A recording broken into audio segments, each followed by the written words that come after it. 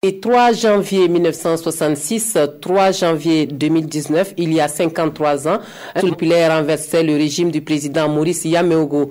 Une date que l'on commémore chaque année au Burkina Faso. Et cette année, à l'occasion de ce 53e anniversaire, l'unité d'action syndicale veut jouer la carte de la similitude avec le contexte national actuel et attirer l'attention des dirigeants sur la gouvernance. La conférence publique année à cette occasion évoque la loi de finances 2019 et ses similitudes avec le budget de l'État de 1966 et des leçons à tirer. Plus de détails avec Salifou Belem et Inewalkoy Janine Kambiri.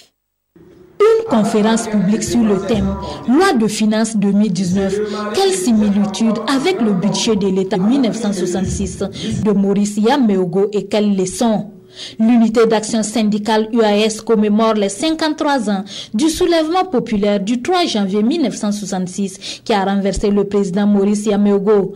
Il s'est agi pour le conférencier Grégoire Traoré d'établir une comparaison entre la loi de finances 2019 et celle de 1966 qui selon lui contiendrait des mesures similaires. La loi de finances 1966 avait fait un abattement de 20% sur les salaires des fonctionnaires.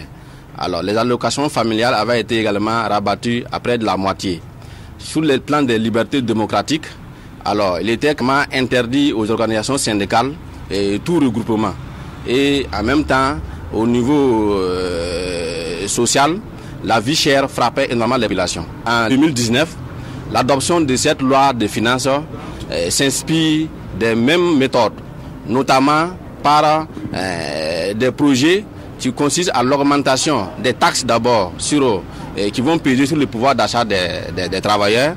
Vous avez le retour de la taxe de la TDC, taxe de développement communal, qui avait été combattue et supprimée en 2011. Alors le gouvernement revient là-dessus. Selon lui, les mêmes causes produisent les mêmes effets et il invite les gouvernants du pays à tirer les leçons du passé.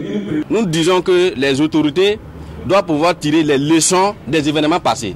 Il y a eu 66, il y a eu également 2014, il y a 2015 la résistance au POUF. Donc nous disons qu'on doit tirer les leçons en disant qu'à chaque fois que les libertés démocratiques et syndicales ont toujours été bafouées, le mouvement syndical a toujours su trouver la réponse appropriée et que ce n'est pas la répression qui peut résoudre les problèmes.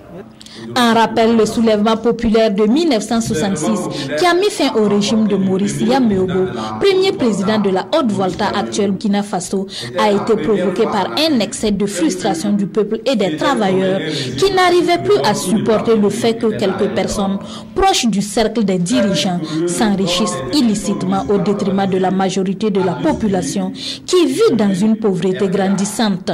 Et le pouvoir a été confié aux militaires, notamment au général Sangoulé Lamizana, à la demande du peuple.